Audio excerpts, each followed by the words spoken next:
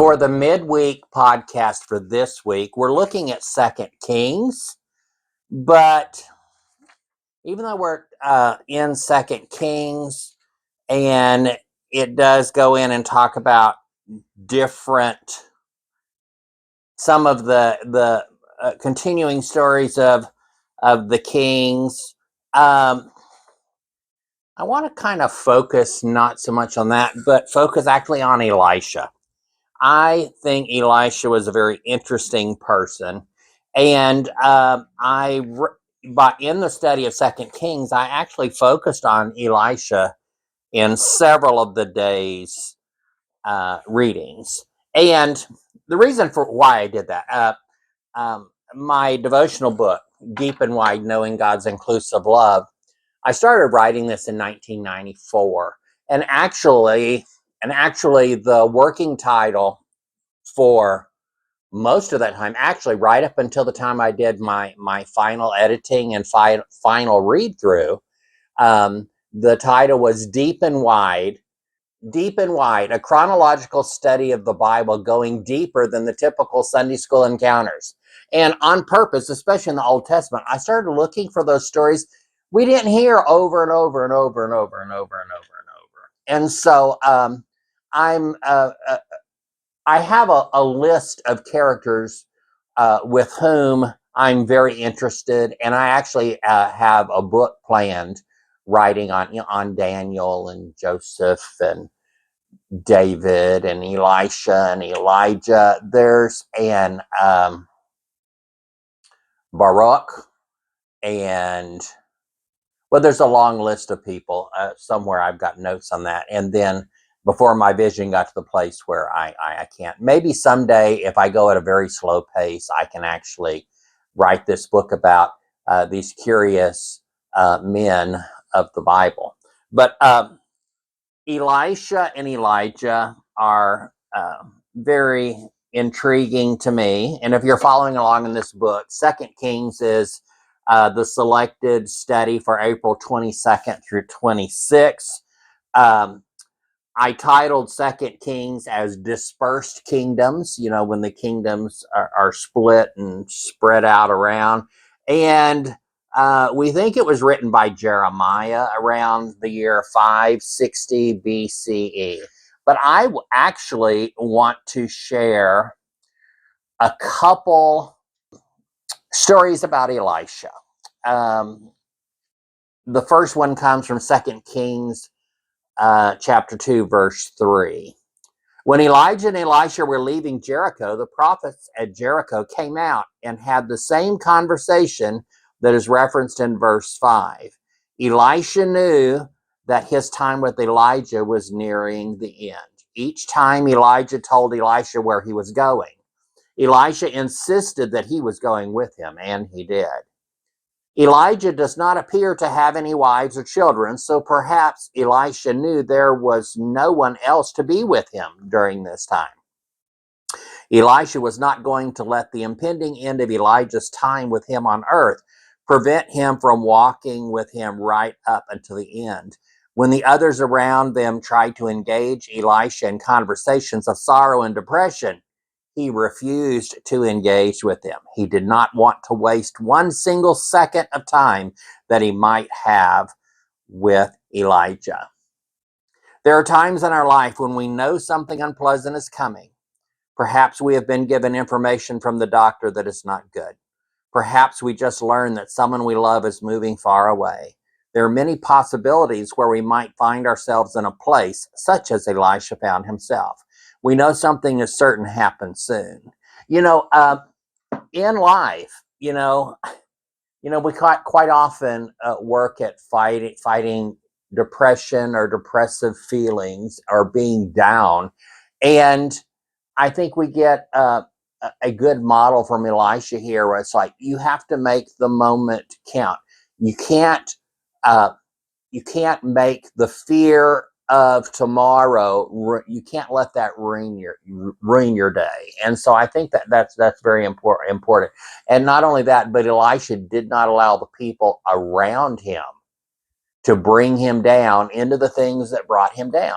I mean, he already knew this is going to bring me down. This is going to be sad for me, but I refuse to let what is going to happen ruin my moment today. And, I'm very guilty of that. It's very easy for me to get into a sultry, sad mood. In fact, I have one of those moods every Sunday evening, and usually all day Monday, to the point now that I plan my Monday as a day to be alone, which probably I shouldn't. I should purposefully plan things to do on Sunday evening and Mondays so that I don't wallow in that which brings me down at that particular time. There are some other stories about Elisha that I really enjoy. So eventually, this comes from 2 Kings chapter 2, verses 16, 17, and 18. And in this story, Elijah was gone. And so the people came to Elisha. We need to go find him. We need to make sure he's not hurt. But Elisha knew that God had taken Elijah up. And so people said, we need to go look for him. And Elisha said, no, he's with God. We don't have to go find him.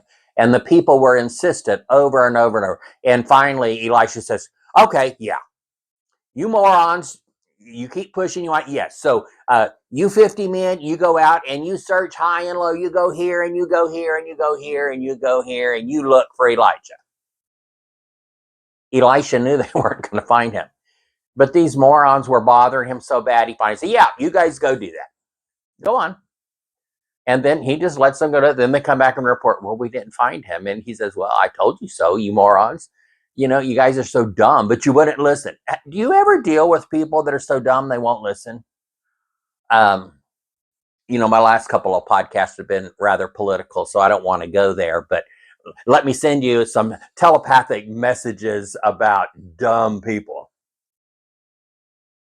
Okay, did you get that? So it's kind of interesting that Elisha, again, gives us a good model. For, sometimes you just can't talk to people. They won't listen. So, just said, okay, yeah. Y'all go get him.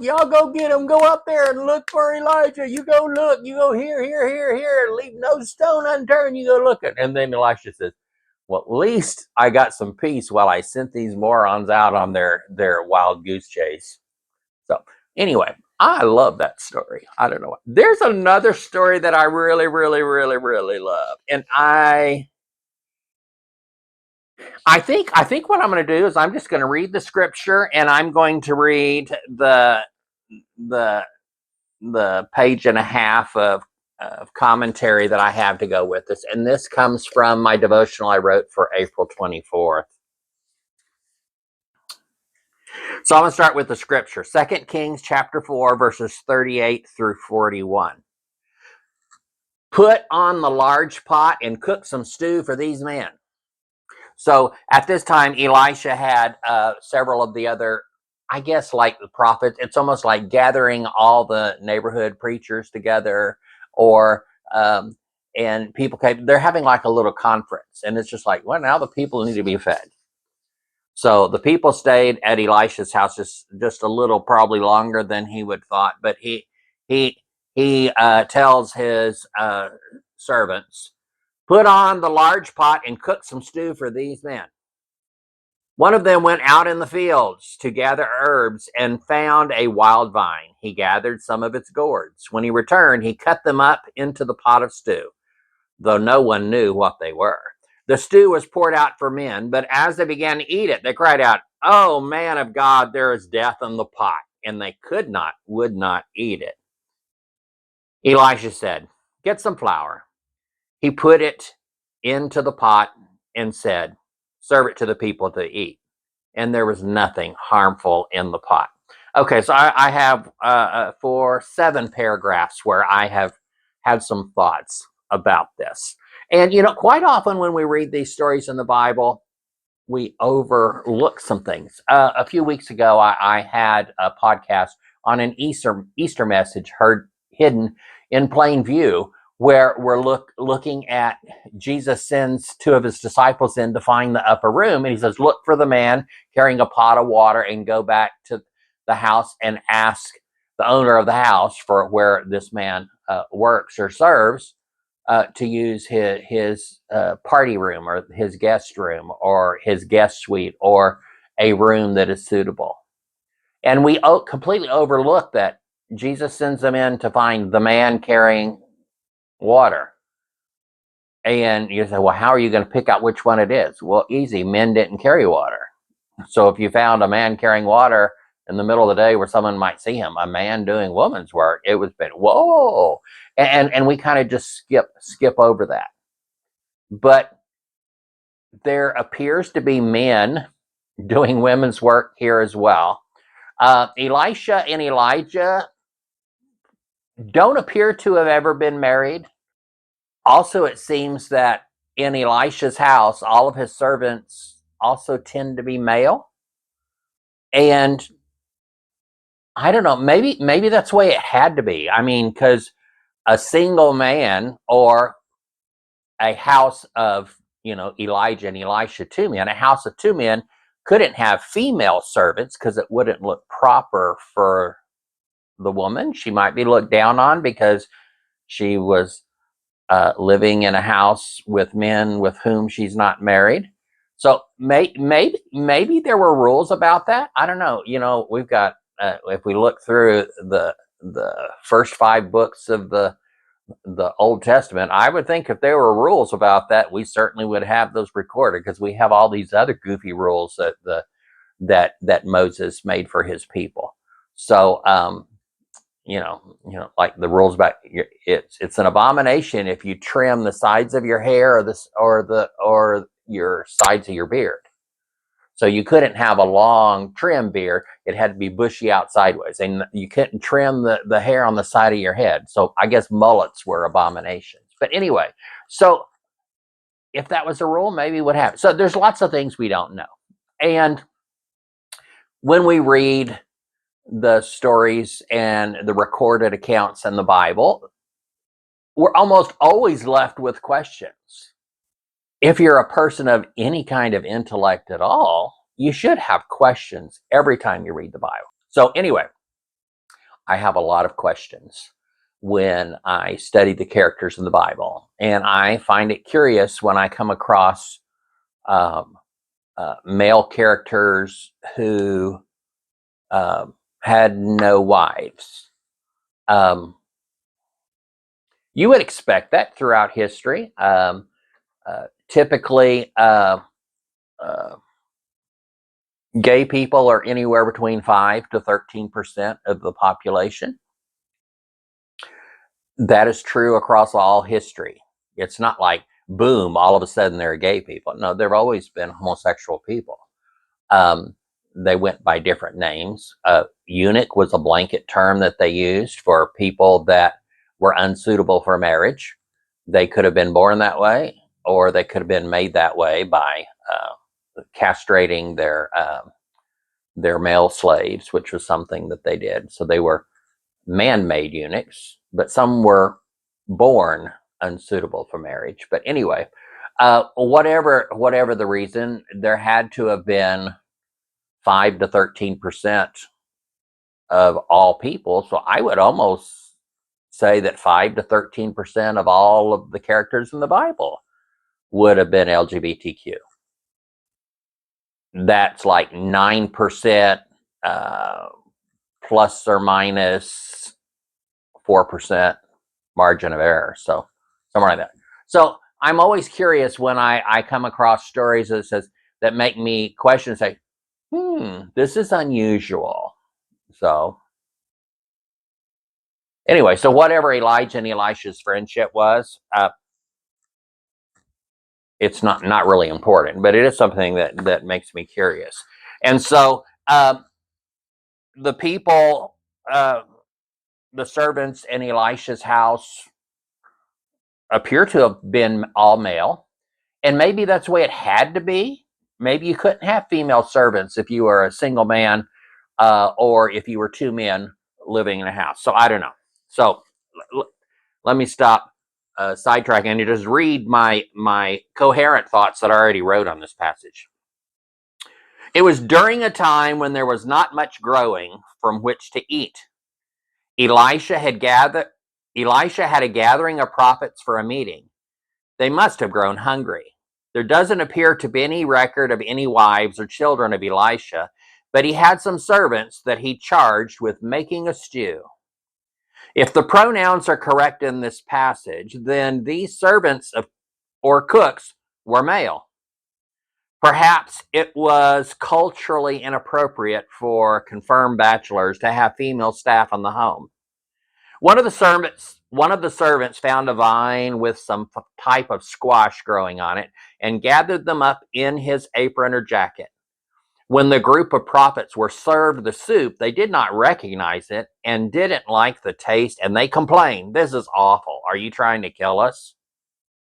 Maybe their complaint was that they didn't want to eat anything that a male kitchen servant cooked. Maybe their dietary habits were very strict and they didn't want to try anything new. I can almost see Elisha rolling his eyes. You know, we talked about the story before. These people, they kept saying, "Oh, we got to go find Elijah." And he says, "You're not going to find him, bozos." And he finally said, yeah, y'all go look. So I almost see Elisha as someone who rolled his eyes a lot. And, you know, I kind of like that in people dealing with ignorant people. Just roll your eyes and see the humor in their ludicrousy. I can almost see Elisha rolling his eyes. He goes back to his kitchen and asks one of his servants to bring him some flour. He thickens the soup into a stew and reserves it. The guests at his meeting eat it, and no one dies from it. Either the stew tasted better when it was thickened, or the thickening hid the unknown items from them, or they didn't have the nerve to complain after the host himself went to the kitchen to prepare food for them. This is another example of a story in the Bible that leaves us with a lot of questions. However, most of our questions about the details are not likely significant. What we can draw from this is a lesson in being a good guest when we are invited into someone else's home. If we love our neighbors as ourselves, then we are not rude. We do not want to hurt someone's feelings. We strive to be kind.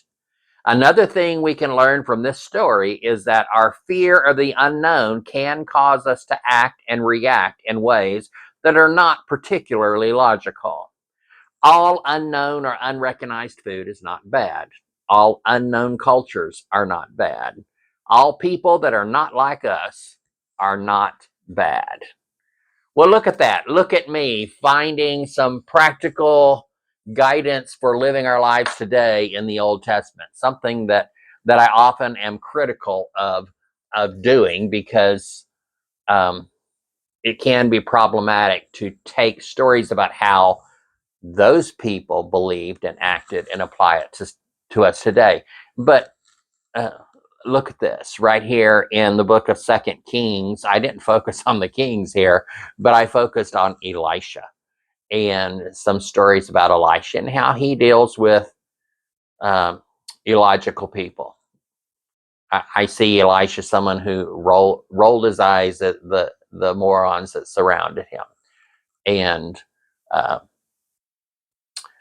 there are some lessons for us here.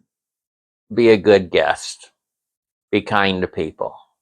If they're of a different culture, that's not necessarily bad. Embrace the diversity that surrounds us. Ta-da! Thank you, Elisha, for this message, and thank you for watching this podcast today. Hopefully you had some surprises or some questions or some things to think about.